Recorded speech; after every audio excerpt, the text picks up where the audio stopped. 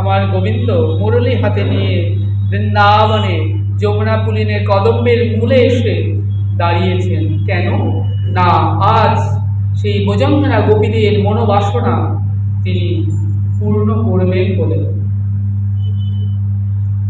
মৃদুমন্দ পবন বইছে।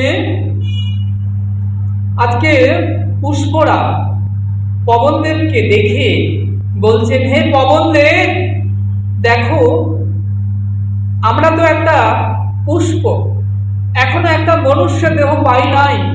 আমরা শাখায় শাখায় পুষ্প ফুটে থাকি, আমাদের তো গমন নাই।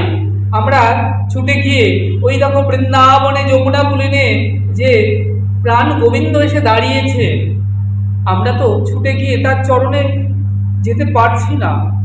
যদি যেতে পারতাম আমাদের পুষ্প জীবন ধন্য হতো। পবনদেব, তোমার তো গতি আছে, তুমি কি করবে জানো?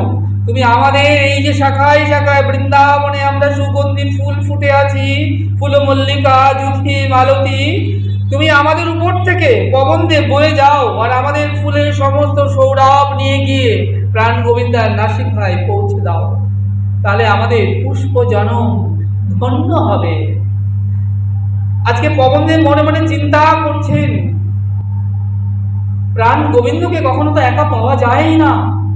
তিনি কখনো মা যশোমতীর কাছে, কখনো রাধা রানীর কাছে, কখনো ব্রজগোপিনীদের কাছে, কিন্তু আজ দেখো, আজ এই যে শরৎ পূর্ণিমা রাতে আমাদের প্রাণ গোবিন্দ এসে যমুনা পুলিনে দাঁড়িয়েছে। তাই আমি চিরকাল ধরে, চন্দ্রদেব মনে মনে চিন্তা করছেন, জগৎকে কত আলো দিলাম, কিন্তু প্রাণ গোবিন্দকে তো আলো দেওয়াই হয়নি। আমার চন্দ্রের কিরণই দেওয়া হয়নি, কারণ তাকে তো কখনো একাই পাওয়া যায় না। আজ পাওয়া গেছে একা। তাই আজকে মনে মনে চিন্তা করলেন যে আজ আমি আমার যত জ্যোৎস্নার কিরণ সব আমি উজাড় করে দেব, প্রাণ গোবিন্দকে আলোকিত করব। তাই কি করলেন? পবনদেব বয়ে পুষ্পের ঘ্রাণ গোবিন্দের নাসিকায় পৌঁছে দিচ্ছেন। ওই আকাশে যে 16 কলায় পরিপূর্ণ চন্দ্রদেব, তিনি কি করছেন? তার কিরণ দিয়ে গোবিন্দকে আলোকিত করছেন। আর জগৎ জীবকে ডেকে বলছেন, ওগো জগতে জীব, দেখো বৃন্দাবনের রাস রজনীতে প্রাণ গোবিন্দ এসে দাঁড়িয়েছে যমুনা পুলিনে কদম্বের ফুলে।